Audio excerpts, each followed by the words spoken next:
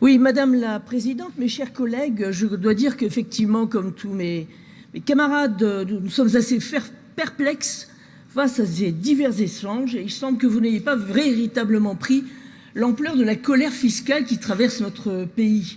Je pense non plus que vous n'avez pas mesuré votre responsabilité dans cette crise profonde qui le secoue. Parce que quand même, rappelons-nous, vous étiez au pouvoir depuis 40 ans, de la droite à la gauche et avec l'extrême gauche. C'est vous qui êtes responsable de cette augmentation vertigineuse de 15 points des prélèvements obligatoires. Alors, je crois qu'il faut quand même parler de bilan. Vous avez ruiné la France. Vous avez installé M. Macron et vous avez contribué à cette crise et à ce chaos, à cette misère qui est en train de toucher directement aujourd'hui nos compatriotes. Aujourd'hui, sachez-le, vous le savez, on a dépassé le seuil surréaliste de 1 000 milliards d'euros récoltés par le biais de ces prélèvements. C'est de ça dont nos compatriotes et les gilets jaunes que personne n'essaie de s'accaparer parce qu'ils savent parfaitement ce qu'ils veulent et où ils vont. Le problème, c'est que vous restez sourds systématiquement à toutes les propositions qu'on a fait, on l'a répété avec nos amendements. Il y a des solutions.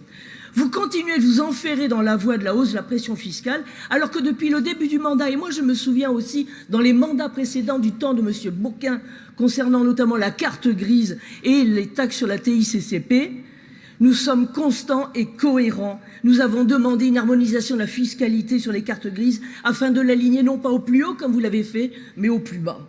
Voilà, c'est de cela que le pouvoir d'achat des Français est impacté. Et vous avez la main, effectivement, sur une partie de cette fiscalité régionale. Et je ne comprends pas que vous continuiez de refuser de faire des économies pour rendre l'argent aux Françaises et aux Français. Alors quand vous nous expliquez que la taxe des carburants ne pèse rien dans le budget de la région, mais mesdames, que ne leur rendez-vous pas cet argent alors ? Parce qu'il y a des économies à faire à côté. Nous avons, nous, par exemple, dans les propositions que nous avons faites, dégagé 75,6 millions d'euros d'économies. Il faut rendre l'argent aux Françaises et aux Français. Vous devez faire des économies et il y a des postes sur lesquels on peut faire des économies.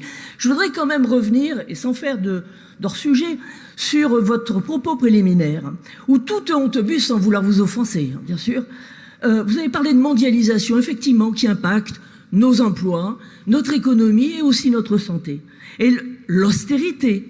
Mais tout ça, c'est l'Union européenne. C'est vous qui l'avez défendu. C'est vous qui nous la vendez. Tout ce qui nous empoisonne aujourd'hui a été décidé hier par Bruxelles et tout ce qui nous empoisonnera demain, excusez-moi, est en train d'être décidé à Bruxelles. Donc vous avez aussi votre responsabilité. Mais alors là où les bras m'en tombent, c'est quand vous parlez du modèle de l'Occitanie, vous avez interpellé notre président. Mais moi, je trouve ça bien étrange au regard de votre bilan.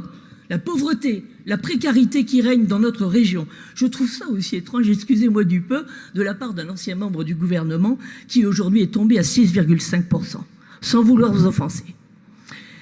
Alors, quand on parle aussi des états généraux, le rail, l'alimentation, vous m'expliquerez un jour à quoi ça a servi. Où est le maillage territorial? Que mangent les Français?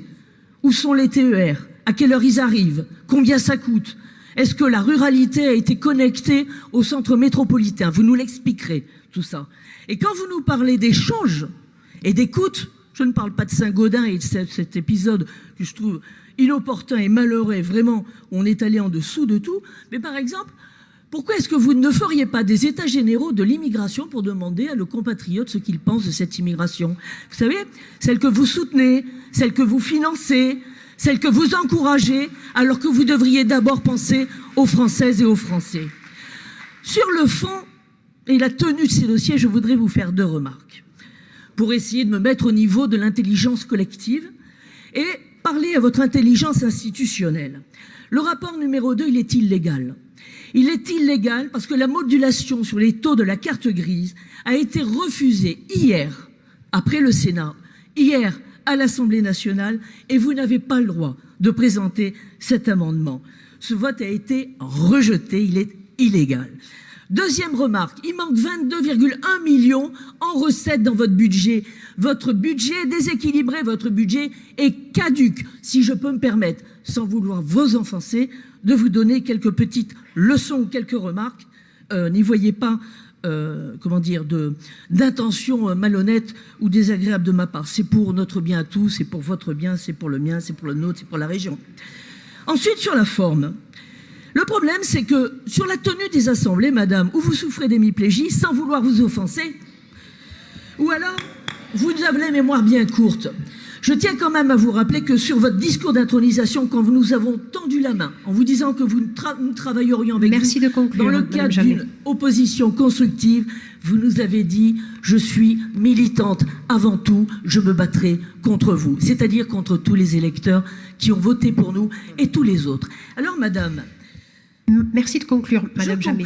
Je conclue. Non, mais attendez, tous les autres conseillers régionaux respectent. Tous les autres conseillers régionaux débordent un peu, mais si vous me coupez la parole, je ne conclurai pas.